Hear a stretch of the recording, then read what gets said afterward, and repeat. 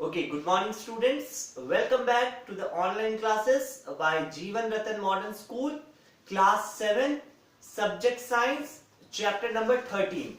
हमने last class में chapter number 13 motion and time start किया था। उसमें हमने टाइम के बारे में पढ़ा था, टाइम क्या होता है, यूनिट्स ऑफ टाइम क्या होती है, ये सब हमने टाइम के बारे में लास्ट क्लास में देखा था। अभी हम लोग नेक्स्ट टॉपिक स्टार्ट करेंगे, modern devices for measuring time. कौन कौन से ऐसे नए मॉडर्न डिवाइस है जिससे हम टाइम को मेजर कर सकते हैं, टाइम को नाप सकते हैं। So take out page number 230। So modern devices for measuring time.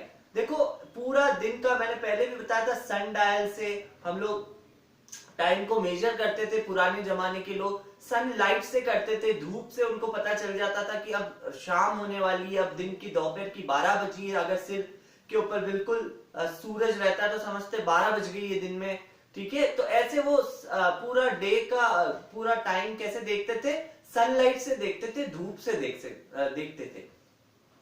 धीरे धीरे क्या होने लगा, धीरे धीरे लोगों की सोच बढ़ने लगी और फिर क्या होने लगा, एक पेंडुलम का आविष्कार हुआ। पेंडुलम के बारे में देखा, पेंडुलम जो कि गैलीलियो ने 1583 के अंदर सजेस्ट किया कि पेंडुलम को क्लॉक के अंदर रेगुलेट किया जा सकता है, क्लॉक के अंदर यूज किया जा सकता है। और फिर 1658 में ह्यूजेंस नाम के साइंटिस्ट थे, उन्होंने इसको आविष्कार किया और सबसे पहले गैलीलियो ने किया, जो कि एक इटालियन साइंटिस्ट थे, बहुत फेमस साइंटिस्ट थे।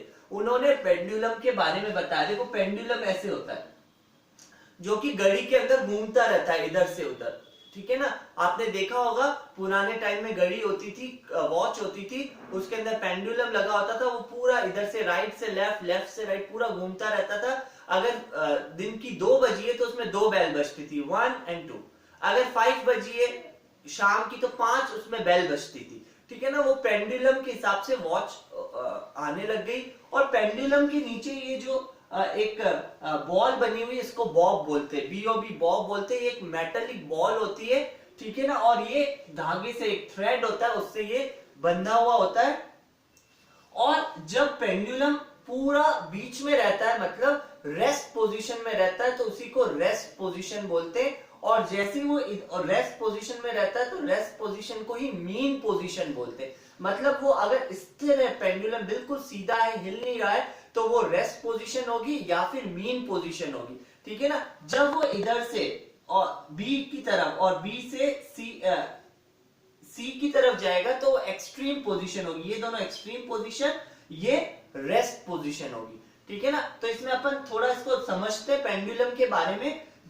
पेंडुलम जब ए से बी पर जाता है, बी से वापस ए पर आता है और सी पे जाता है, फिर सी से वापस बी पे आता है, तो उसका एक वन ऑसिलेशन होता है। मतलब पेंडुलम बीच में था, इधर गया, पूरा इधर गया और वापस इधर आया, तो वो एक ऑसिलेशन हो गया, वन ऑसिलेशन, ठीक है ना। ये आपको टर्म याद रखना है, ऑसिलेशन। ऑसिलेशन का मतलब वापस मैं बता रहा हूं क्या है।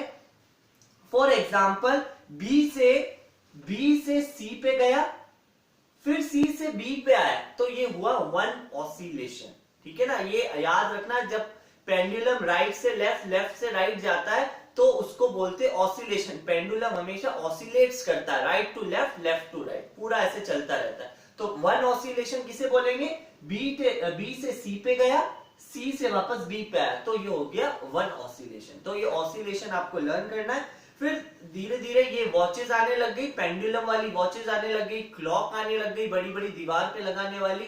और फिर वापस से टेक्नोलॉजी का एडवांसमेंट हुआ तो मॉडर्न वॉचेस आने लग गई। उसके बाद में कुछ वॉल क्लॉक्स आने लगी, बड़ी बड़ी वॉल क्लॉक्स आने लग गई। धीरे धीरे हाथ की रिस्ट वॉचेस आने लग गई, बहुत मेटेलिक में, लेदर के बेल्ट्स में, अच्छी अच्छी। एक स्टॉप वॉच आती है, आप बुक में देख सकते हो। अगर कोई गेम प्ले करते हैं तो उसको ऊपर से क्लिक करते हैं तो स्टॉप वॉच आती है। और पहले के टाइम में आपने देखा होगा अलार्म क्लॉक भी आती है, अलार्म जिसके अंदर लगाते थे, पीछे उस इतनी छोटी होती थी गोल, और उसके पीछे चाबी होती थी, उस की को घुमाते थे और अलार्म सेट करते थे। और सुबह जैसे 5 बजे का अलार्म है, मॉर्निंग 5 o'clock, तो वो मॉर्निंग के अंदर उसमें बेल बजती थी और ऊपर से उसको ऐसे पुश करते थे, तो क्या होता था, वो बंद हो जाता था अलार्म।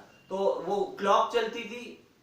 उसके बाद में आज के टाइम में हम देखेंगे डिजिटल वॉचेस आने लगी, अलग अलग वेराइटीज में, फास्ट ट्रैक की और बहुत महंगी महंगी टाइटन की, ठीक है ना, सोनाटो, बहुत सारी कंपनीज की डिजिटल वॉच आने लगी। और मेरे से ज्यादा आप लोगों को पता होगा कि आजकल कितनी एडवांस क्लॉक आने लगी, डिजिटल क्लॉक स्मॉल स्मॉल आने लगी है और उसके अंदर आप लोग अपना मोबाइल भी चला सकते हैं। ऐसी क्लॉक्स भी आजकल इतना एडवांसमेंट हो गया, टेक्नोलॉजी बहुत एडवांस हो गई है। तो ऐसे ऐसे धीरे धीरे टाइम का मॉडर्न डिवाइसेस आने लग गए टाइम को मेजर करने के लिए।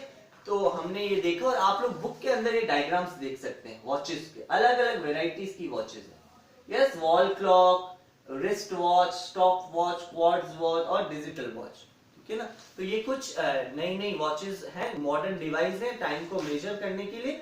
अभी हम लोग एक एग्जांपल देखते हैं जो मैथ्स के क्वेश्चन जैसा है। So take out page number 232, उस पे example 1, a simple pendulum takes 32 seconds to complete 20 oscillation।